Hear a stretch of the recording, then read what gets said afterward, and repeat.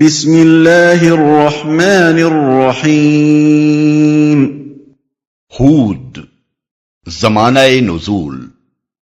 اس سورے کے مضمون پر غور کرنے سے ایسا محسوس ہوتا ہے کہ یہ اسی دور میں نازل ہوئی ہوگی جس میں سورہ یونس نازل ہوئی تھی۔ بعید نہیں کہ یہ اس کے ساتھ متصلاً ہی نازل ہوئی ہو، کیونکہ موضوع تقریر وہی ہے مگر تنبیہ کا انداز اس سے زیادہ سخت ہے۔ حدیث میں آتا ہے کہ حضرت ابو بکر رضی اللہ عنہ نے نبی صلی اللہ علیہ وسلم سے عرض کیا، میں دیکھتا ہوں کہ آپ بوڑھے ہوتے جا رہے ہیں، اس کی کیا وجہ ہے؟ جواب میں حضور نے فرمایا، مجھ کو سورہ ہود اور اس کی ہم مضمون سورتوں نے بوڑھا کر دیا ہے۔ اس سے اندازہ ہوتا ہے کہ نبی صلی اللہ علیہ وسلم کے لیے وہ زمانہ کیسا سخت ہوگا، جبکہ ایک طرف کفار قریش اپنے تمام ہتھیاروں سے اس دعوت حق کو کچل دینے کی کوشش کر رہے تھے، اور دوسری طرف اللہ تعالی کی طرف سے یہ پے در پے تنبیہات نازل ہو رہی تھیں۔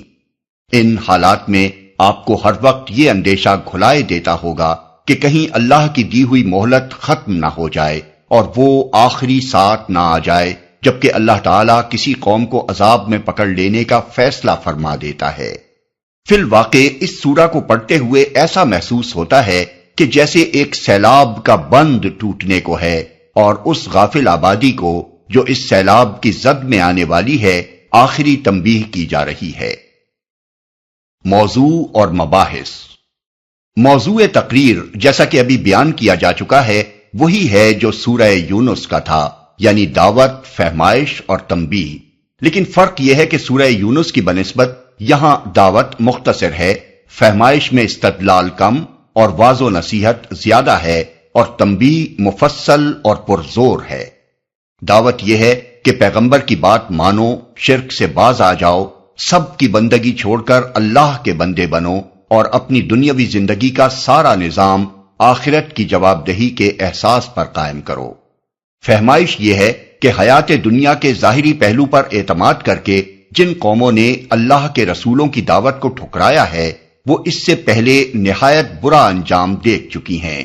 اب کیا ضرور ہے کہ تم بھی اسی راہ چلو جسے تاریخ کے مسلسل تجربات قطعی طور پر تباہی کی راہ ثابت کر چکے ہیں۔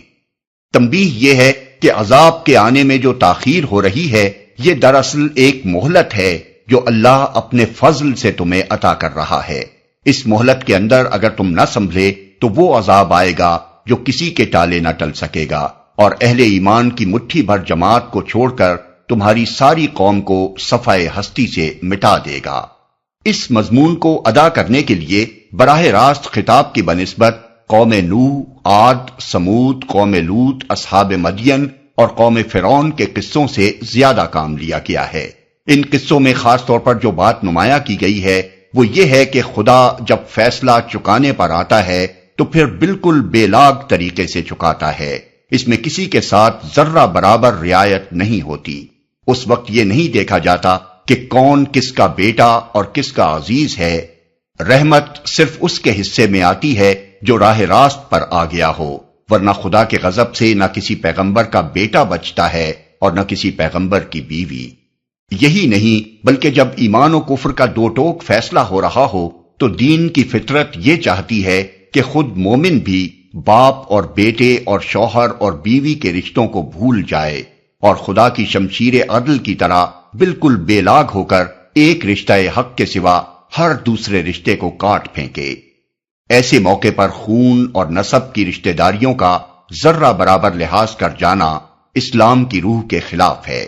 یہی وہ تعلیم تھی جس کا پورا مظاہرہ 3-4 سال بعد مکہ کے مہاجر مسلمانوں نے جنگ بدر میں کر کے دکھا دیا۔